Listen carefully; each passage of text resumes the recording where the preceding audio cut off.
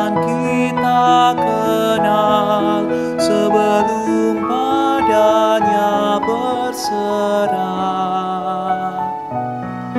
Hidup bahagia disediakannya bagi yang berpegang padanya. Percayalah dan pegang sabdanya, hidupku dalam Yesus sungguh bahagia.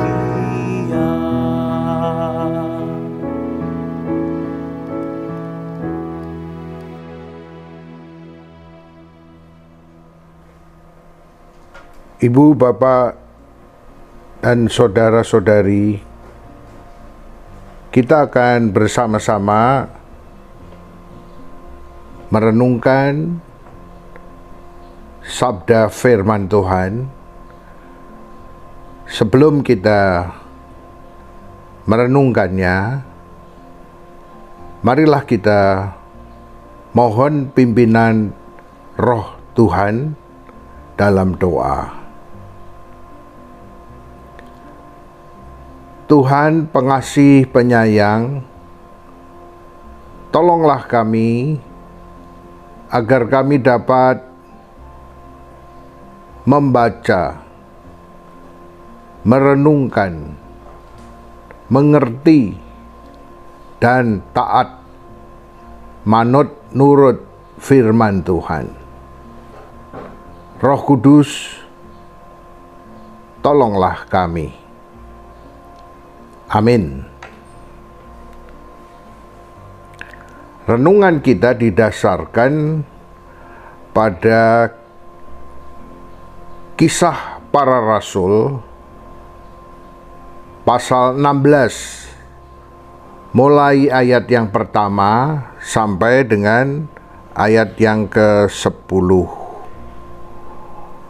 Kisah Para Rasul 16 ayat 1 sampai 10 demikian. Paulus datang juga ke Derbe dan ke Listra. Di situ ada seorang murid bernama Timotius. Ibunya adalah seorang Yahudi dan telah menjadi percaya. Sedangkan ayahnya seorang Yunani. Timotius ini dikenal baik oleh saudara-saudara di Listra dan di Ikonium. Dan Paulus mau supaya dia menyertainya dalam perjalanan. Paulus menyunatkan dia karena orang-orang Yahudi di daerah itu, sebab setiap orang tahu bahwa bapaknya adalah orang Yunani. Dalam perjalanan keliling dari kota ke kota, Paulus dan Silas menyampaikan keputusan-keputusan yang diambil para rasul dan para penatua di Yerusalem dengan pesan supaya jemaat-jemaat menurutinya. Demikianlah jemaat-jemaat diteguhkan dalam iman dan makin lama makin bertambah besar jumlahnya. Mereka melintasi tanah Frigia dan tanah Galatia, karena Roh Kudus mencegah mereka untuk memberitakan Injil di Asia. Dan setibanya di Misia, mereka mencoba masuk ke daerah Bitinia, tetapi Roh Yesus tidak mengizinkan mereka. Setelah melintasi Misia, mereka sampai di Troas. Pada malam harinya, tampaklah oleh Paulus suatu penglihatan. Ada seorang Makedonia berdiri di situ dan berseru kepadanya, katanya, "Menyeberanglah kemari dan tolonglah kami." Setelah Paulus melihat penglihatan itu, segeralah kami mencari kesempatan untuk berangkat ke Makedonia. Karena dari penglihatan itu kami menarik kesimpulan bahwa Allah telah memanggil kami untuk memberitakan Injil kepada orang-orang di sana. Bapak-bapak, ibu-ibu, dan saudara-saudari yang dikasihi Tuhan, ada 4 macam sikap orang dalam melakukan tugas pekerjaan pelayanannya. Ada 4 macam. Sikap yang pertama adalah orang yang kaku, lempeng, bertindak tidak lihat situasi maupun kondisi yang mungkin sedang berubah. Sikap yang kedua adalah orang yang fleksibel, orang yang lentur asal tujuannya tercapai. Yang ketiga, ada orang-orang yang terombang-ambing, bahkan lupa dan hilang akan tujuan utamanya. Keempat adalah sikap ngambek, mutung, ngamuk, diam, tidak mau bergerak, tidak bisa move on, statis, mandek, jegrek. Nah, 4 macam sikap orang-orang dalam mengambil keputusan untuk bertindak, melakukan pelayanan untuk mencapai tujuan, kita perlu merenungkannya. Sikap yang bagaimana? Kakukah? Lentur fleksibelkah? Gampang terombang-ambingkah? Atau mandek mutungkah? Dari Kisah Para Rasul 16 yang baru kita baca dan renungkan tadi, kita belajar bahwa Rasul Paulus dan Silas mempunyai tujuan utama keliling-keliling di mana-mana tempat, yaitu memberitakan Injil kabar baik dan menyampaikan keputusan-keputusan konsili pertama para rasul dan penatua-penatua di Yerusalem. Dan firman Tuhan tadi mencatat bahwa Paulus dan Silas ketika melakukan perjalanan keliling di mana-mana, maka ternyata jemaat-jemaat itu bertambah besar jumlahnya. Tapi ada satu hal yang perlu dicatat, bahwa ketika Rasul Paulus dan Silas melakukan tugas perutusannya, pekerjaan pelayanannya di mana-mana itu, dia selalu mempunyai sikap yang lentur, sikap yang fleksibel. Ketika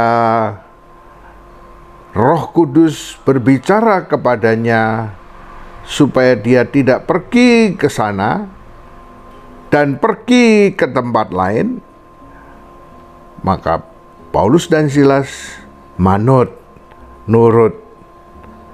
Karena dalam hatinya ada sikap yang lentur, Lentur dalam arti dia hanya mau menuruti kehendak Roh Kudus saja.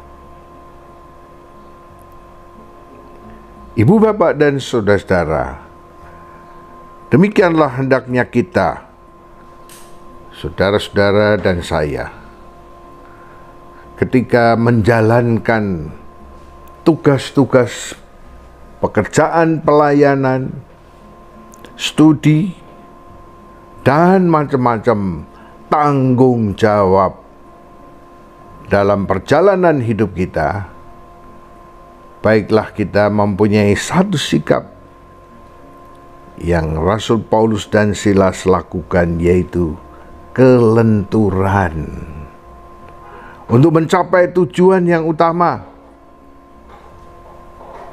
Kelenturan, fleksibilitas untuk mencapai tujuan yang lebih baik, tujuan yang utama. Ada sebuah ilustrasi demikian. Seekor gajah yang baru saja dimandikan di sungai, badannya tentu menjadi bersih. Lalu dia keluar dari sungai, berjalan pulang ke kandang. Di tengah perjalanan yang agak sempit, maka gajah ini bertemu dengan seekor babi. Dan babi ini kecil dibandingkan gajah yang besar, tapi kotor, belum mandi. Maka gajah ini secara fleksibel dia minggir ke kiri dan mempersilahkan babi yang kotor, kecil lewat. Sehingga gajah ini badannya tetap bersih. Sebetulnya bisa saja gajah ini tidak mau minggir, dia kaku lempeng, dan bisa saja babi itu diinjek dengan kakinya, matilah babi itu. Tapi tentu gajah itu jadi kotor, tidak bersih lagi karena babinya kotor. Maka dia secara fleksibel, dia punya jiwa yang lentur sehingga dia minggir, ngalah sedikit, dan mempersilahkan babi itu jalan. Bapak, Ibu, dan saudara-saudara semua, marilah kita belajar dalam menjalankan tugas pekerjaan, pelayanan, studi, dan macam-macam hal yang menjadi kewajiban kita. Kita pegang tujuan utama baik-baik. Tetapi ketika kita mau mencapai tujuan itu, kita mesti belajar mempunyai sikap hati yang lentur, sikap hati yang fleksibel, agar dalam perubahan-perubahan, kesulitan-kesulitan untuk mencapai tujuan utama, kita bisa pada akhirnya, walaupun mungkin pelan-pelan, akan mencapai tujuan yang baik. Salam hidup fleksibel. Salam hidup lentur. Tuhan memberkati. Amin. Ibu, bapak, dan saudara semua, mari kita berdoa. Saya akan sebutkan pokok-pokok doanya. Ibu, bapak, dan saudara-saudara dalam hati, berbicaralah kepada Tuhan. Bercakap-cakaplah. Sampaikan isi hati kita kepada Tuhan dalam doa. Mari kita berdoa.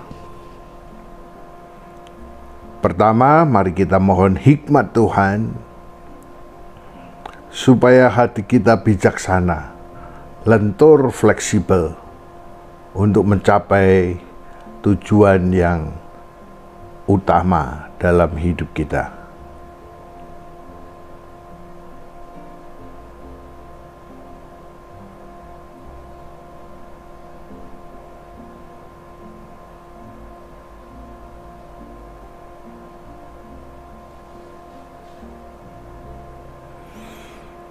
Yang kedua, marilah kita ingat dan doakan orang-orang yang sedang sakit di mana-mana tempat.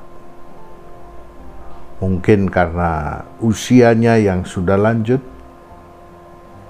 atau ada sakit kanker,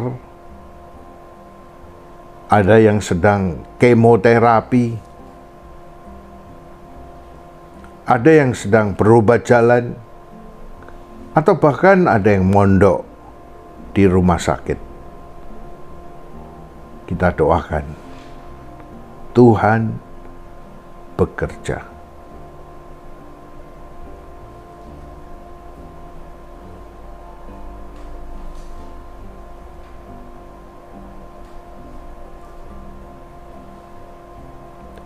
Mari kita doakan juga kesehatan ibu-ibu yang sedang hamil atau yang baru saja melahirkan anaknya, supaya baik ibu maupun anak yang di dalam kandungan terus terjaga, terpelihara sehat, terawat dengan baik. Demikian juga anak yang baru dilahirkan boleh terpelihara dan tumbuh dengan sehat.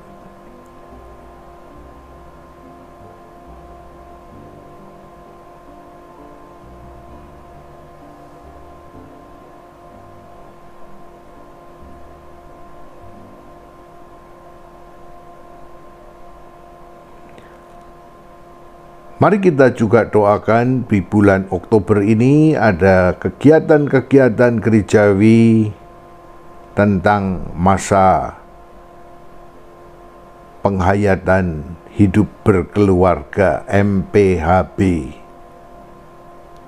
dengan tema kebiasaan-kebiasaan yang positif yang perlu dikembangkan dalam kehidupan berkeluarga maupun dalam kehidupan berjemaat, bergereja, dan juga di dalam tempat kerja, lingkungan kita, serta masyarakat.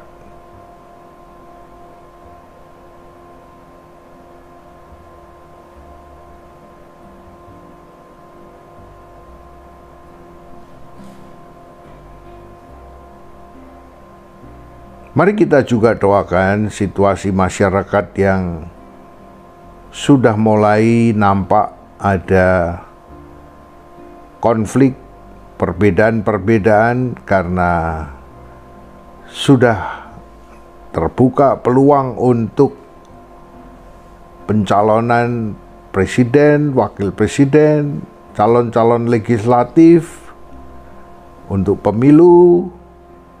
Kiranya Tuhan tetap menjaga, memelihara kondisi bangsa dan negara kita, NKRI, agar tetap kondusif, aman, tentram, walau dalam perbedaan.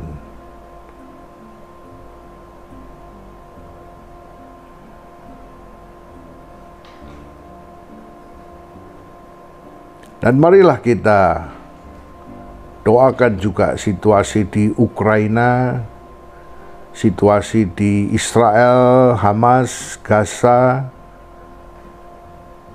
situasi-situasi negara-negara yang sedang konflik, bahkan berperang keras. Kiranya kerajaan Allah di bumi terjadi, damai di bumi seperti di surga.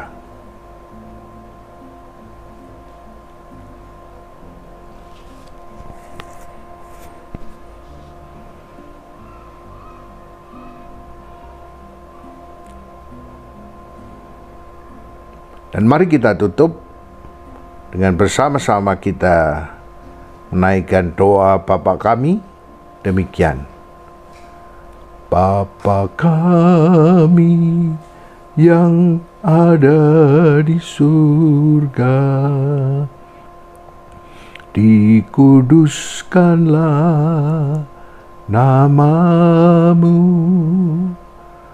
datanglah kerajaanmu, jadilah kehendakmu di bumi seperti di surga. Beri kami hari ini makanan yang secukupnya. Ampuni salah kami seperti kami ampuni yang bersalah pada kami. Jangan bawa kami dalam pencobaan, melainkan lepaskan kami dari yang jahat, sebab Kaulah yang punya kerajaan dan kuasa dan kemuliaan sampai selama-lamanya. Amin. Amin.